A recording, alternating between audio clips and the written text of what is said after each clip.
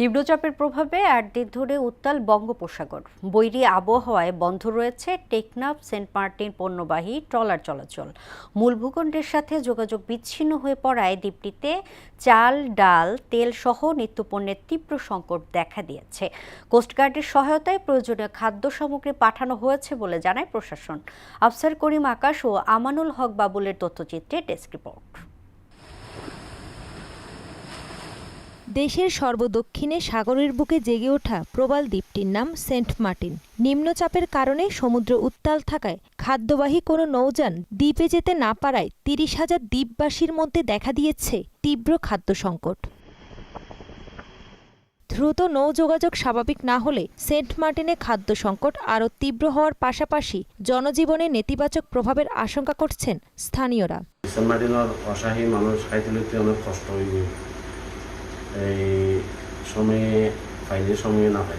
টেকনাফ থেকে Saint Martin যোগাযোগ বিচ্ছিন্ন, ট্রলার আসতে পারতেছে না, মালামাল আনতে পারতেছে না, যে কারণে সেন্ট মার্টিন খাদ্য সংকট দেখা যাচ্ছে। দ্বীপে প্রচুর পরিমাণে খাদ্য সংকটে আছে, খাদ্য শেষ বললেই চলে। এখানে তৈরি তরকারি বলতে কিচ্ছু নাই, তো অনেক অসুস্থ রোগী আছে, এরাও ট্রিটমেন্ট করতে যেতে পারতেছে না। জেলা প্রশাসক বলছেন, বৈরী আবহাওয়ার মধ্যে কোস্টগার্ডের সহযোগিতায় প্রয়োজনীয় খাদ্য সামগ্রী পাঠানো হয়েছে এবং নিয়মিত তদারকি করা হচ্ছে।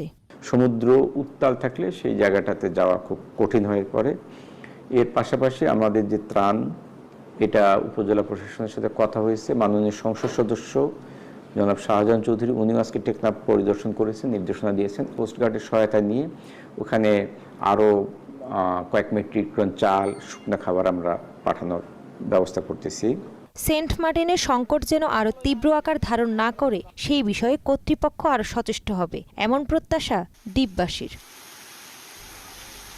তাহসিন তারিন, মোহনা সংবাদ।